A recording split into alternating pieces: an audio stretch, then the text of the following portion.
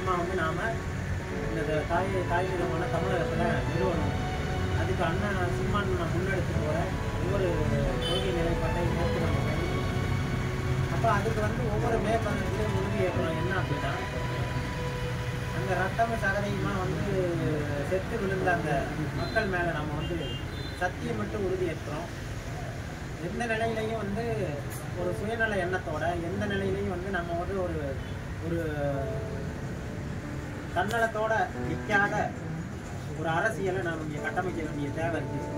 எந்த சுயநல போக்கு வந்து இன்னைக்கு நம்ம இனத்தை வந்து முற்றிலுமாக நிர்மூலமாக அழித்து ஒழிச்சிட்டோம், அந்த அதிகாரத்தை புறந்தள்ளி அந்த அதிகாரத்தை தமிழர்கள் அதிகாரமாக வந்து கையெழுப்படுத்த, அதை ஏற்று நடத்துகிற ஒரு நிலையை நோக்கி நம்ம நகரணும்.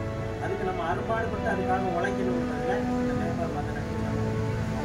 அது மட்டும் இல்லாமல் இன்னொரு விஷயத்தை வந்து நாம் வந்து எல்லா நிலையிலையும் மறந்துடணும். என்ன அப்படின்னா, ஆயுத போராட்டம் மௌனிக்கப்பட்ட பிறகு அரசியல் அறிவாயுதம் ஏந்தி பயணிக்கணும்னு வந்து தமிழ்நாட்டில் ஒரு பெரிய கட்டமைப்பு வந்து அண்ணன் சீமான் தலைமையில் கட்டமைச்சு, அந்த கட்டமைப்புக்கு நாம பொறுப்பாளர்களாக இருக்கணும்.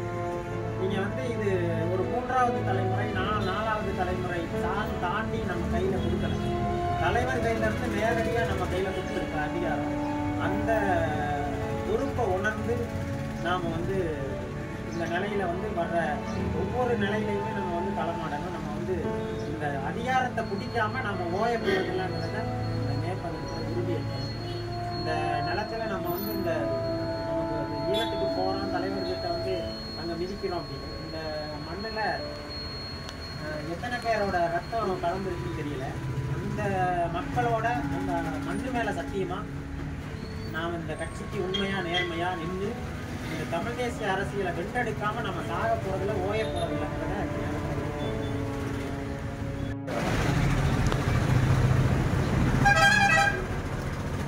எல்லாருக்கும் இந்த வருத்தமான நேரத்தில் என்னோட சத்தியத்தை நான் செஞ்சுருக்கேன்.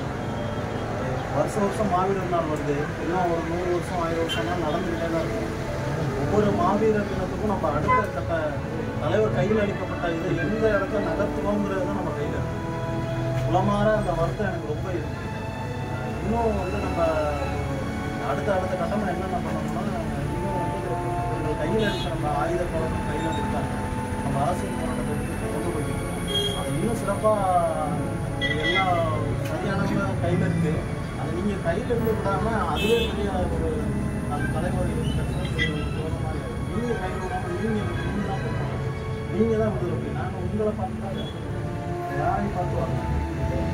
உணர்வோட கலந்து நீங்கள் கையில் எடுத்துப்போம். யார் இந்த விஷயம் சாப்பிட்டு வேணும்.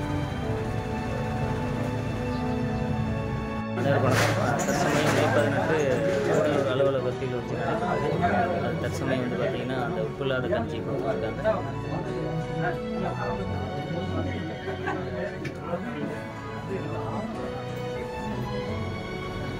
அப்படிங்கிறேன்.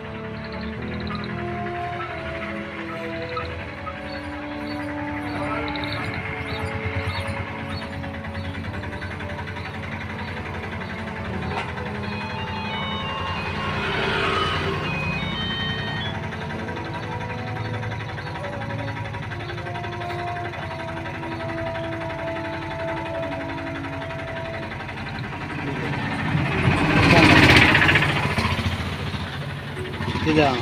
அப்படி எடுத்தீங்கன்னா போதும் அந்த கால்.